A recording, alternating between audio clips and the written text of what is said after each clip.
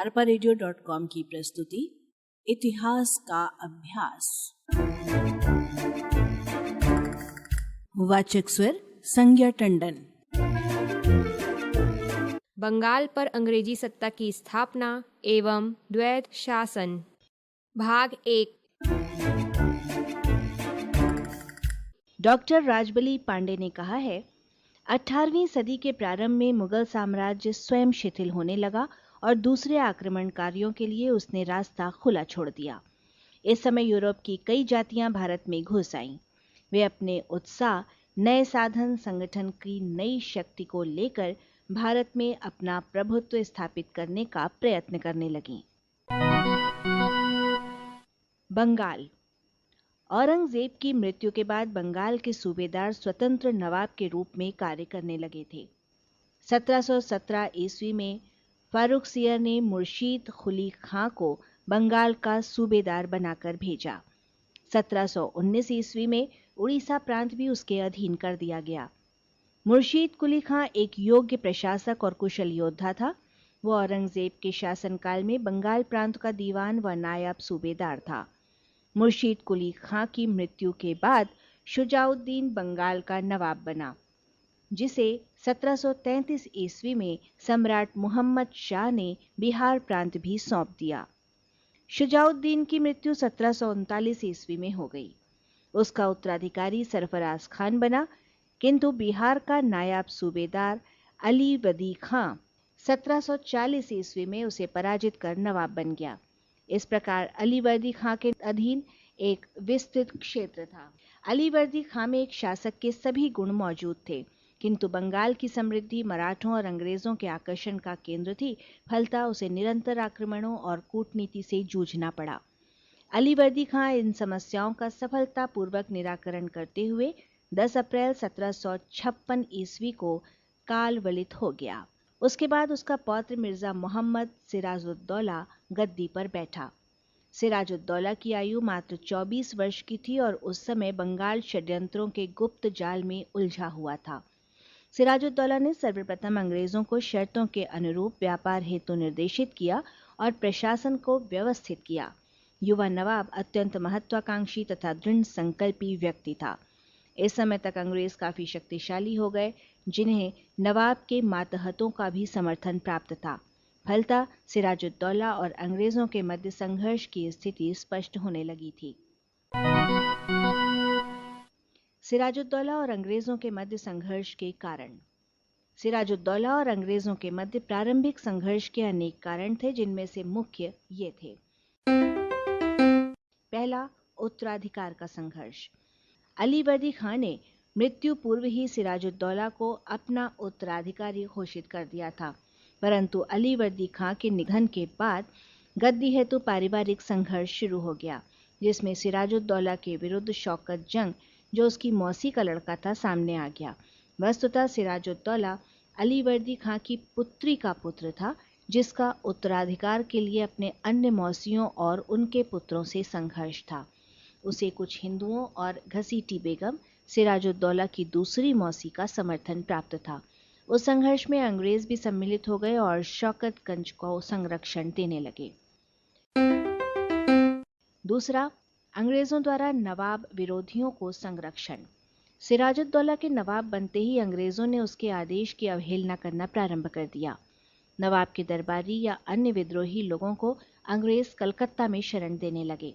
नवाब की संपत्ति के गबन के आरोपी राजवल्लभ के पुत्र कृष्णवल्लभ व उसके परिवार को अंग्रेजों ने अपने यहाँ शरण दी।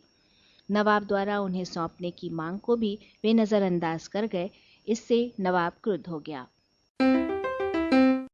तीसरा, अंग्रेजों द्वारा शाही फरमान का उल्लंघन। ब्रिटिश ईस्ट इंडिया कंपनी को मुगल सम्राट फर्रुखसियार ने 1717 ईस्वी में एक शाही फरमान के द्वारा कर मुक्त व्यापार की अनुमति प्रदान की थी। यह सुविधा कंपनी कर्मचारियों के निजी व्यवसाय हेतु नहीं थी, किंतु अंग्रेज कर्मचारी उक्त शाही फरमान का गलत उपयोग कर निजी व्यवसाय पर भी कर अदा नहीं करते थे। इससे नवाब को आर्थिक क्षति होती थी, साथ ही बंगाल के आंतरिक व्यापार पर भी विपरीत असर पड़ता था। अंग्रेज भारतीय व्यापारियों को भी कर अदा नहीं करने के लिए प्रेरित करते थे। सिराजुद्दौला व्यापार की सुविधा के इस दुरुपयोग से नाराज था तथा उस पर रोक लगाना चाहिए। विपिन चंद लिखते हैं, मुर्शीद कुली खां से लेकर अली वर्दी खां तक बंगाल के सभी नवाबों ने 1717 ईस्वी के शाही फरमान की अंग्रेजों की व्याख्या पर आपत्ति की थी। चौथा, अंग्रेजों द्वारा किलेबंदी करना। यूरोपीय कंपनियों, अंग्रेज व फ्रांसीसियों द्वारा जब किलेबंदी की जाने लगी तो सिराजुद्दौला ने उन्हें ऐसा करने से मना किया। फ्रांसीसियों ने तो नवाब के आदेश का अनुसरण किया, किंतु अंग्रेजों ने ऐसा करने से साफ इनकार कर दिया। इससे नवाब नाराज हो गया और अंग्रेजों के किलेबंदी की कार्यवाही को अपना अपमान समझा। फलतः इस स्थिति में संघर्ष सुनिश्चित हो गया। पांचवा, अंग्रेजों द्वारा हिंदुओं को भड़काना। बंगाल प्रांत में हिंदुओं की संख्या अधिक थी। इन हिंदुओं में कुछ तो अत्यधिक प्रभावशाली थे। अंग्रेजों ने हिंदुओं को नवाब के विरुद्ध भड़काना शुरू कर दिया, साथ ही उन्हें लालच देकर बगावत के लिए प्रेरित किया। इस कार्यवाही में राजवल्लभ, कृष्णवल्लभ व कृष्णदास उनके साथ थे। अंग्रेजों को इस कार्य में सफलता मिली और अनेक प्रभावशाली हिंदू नवाब के विरुद्ध होने लगे। नवाब को इस कार्यवाही की सूचना अपने गुप्तचरों से मिली, जिससे वह शीघ्र ही अंग्रेजों के विरुद्ध सक्रिय हो गया। छठा, बंगाल की संपन्नता। अंग्रेजों का दृष्टिकोण ये था कि यदि किसी प्रकार उनका बंगाल पर वर्चस्व कायम हो जाए तो भारत के सर्वाधिक संपन्न प्रांत से उन्हें अत्यधिक धन की प्राप्ति होगी। इसके अतिरिक्त इसी प्रांत में सर्वाधिक सिद्धहस्त हस्तशिल्प कारीगर थे, जिनके उत्पादनों की मांग यूरोप में अधिक थी। बंगाल विजय से वे कारीगर उनकी प्रजा खो जाएंगे और उन्हें कम कीमत पर भारतीय माल मिलने लगेगा, जिससे उन्हें अत्यधिक लाभ होगा। अंग्रेजों के इस दृष्टिकोण को नवाब समझ रहा था और उनकी कुटिल योजनाओं को नष्ट करना चाहता था। सातवां, नवाब का कासिम बाजार कोठी पर अधिकार। इन सभी विभिन्न कारणों से क्रोधित होकर नवाब सिराजुद्दौला ने अंग्रेजों की कासिम बाजार कोठी पर मई 1756 ईस्वी में आक्रमण कर अपने अधिकार में ले लिया। अंग्रेजों ने बिना युद्ध किए ही भयभीत होकर आत्मसमर्पण कर दिया तथा अंग्रेज प्रमुख वर्ड्स ने अपनी पराजय स्वीकार कर ली। नवाब का अंग्रेजों के विरुद्ध यह सफल अभियान था। आठवां, कलकत्ता की कोठी पर आक्रमण। नवाब की सेना ने कासिम बाजार कोठी को अपने अधिकार में लेकर कलकत्ता की ओर कूच किया। इस आक्रमण से वहां का गवर्नर हालवेल भाग गया और नवाब का कलकत्ता पर 20 जून 1756 ईस्वी में अधिकार स्थापित हो गया। सिराजुद्दौला ने कलकत्ता का नाम अली नगर रखा। नौवां, काल कोठरी कांड। अंग्रेज नवाब को बदनाम करने के लिए ब्लैक होल ट्रेजेडी या काल कोठरी हत्याकांड का उल्लेख करते हैं। इसे अंग्रेजों ने स्वयं बनाया था। काल कोठरी में भारतीय अपराधियों या कर्जदारों को कैद किया जाता था। अंग्रेज लिखते हैं कि इस काल कोठरी में 20 जून 1756 ईस्वी की रात्रि में नवाब के आदेश से 146 अंग्रेजों को कैद कर लिया गया।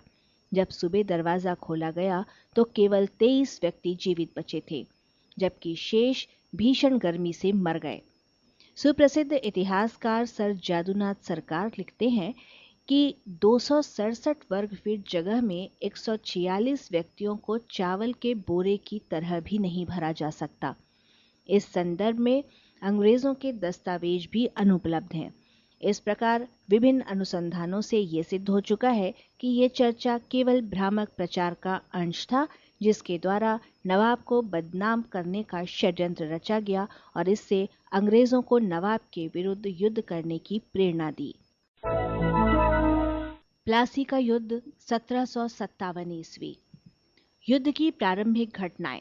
सिराजुद्दौला ने निस्संदेह बहुत कम समय में अपनी योग्यता का परिचय दिया और अपने अभियानों में सफलता प्राप्त की।